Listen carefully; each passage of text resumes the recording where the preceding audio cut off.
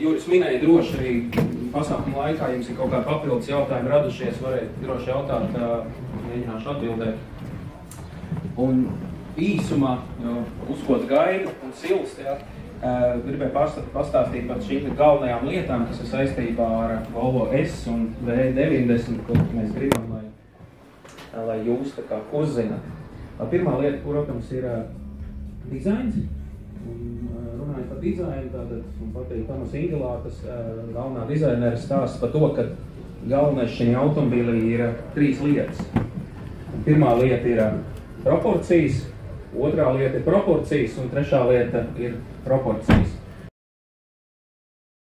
Izmantojam gan kompresoru, gan turbīnas apvienojumu benzīna dzinējā. Ja mēs runājam par dīzeļdzinēju, tad mums ir 2 turbīnu dzinējs aprīkots, un ar S un V90 ir piešķirta vēl viena tāda jauka podziņa un izgudrojums, kas ir nācis no Volvo, saucās PowerPulse. Un tad PowerPulse, ko mums dod, viņš dod, ka mēs varam aizmirst par saucamo turbo bedri. Tad ir papildus elektrisks gaisa kompresors, kas uzkrāja gaisa spiedienu akumulatorā.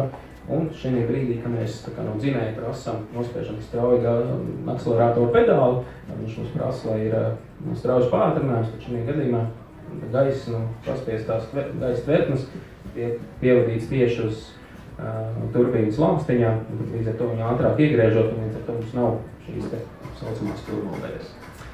Tas ir saistībā par dzinējiem.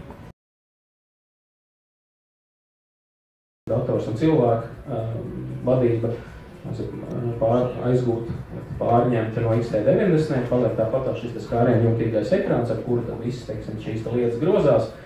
Un runājot arī par informācijas ievadas, veidu, mēs varam izmantot arī, protams, balss vadību. Tas pats, piemēram, jums ir pa karstu mašīnā, mēs pasakām, ka man ir karsts, ka mašīna pat pieregulēs klimatu nedaudz zemāka temperatūra. Tas par šiem 2 auto, kas ir S un V90.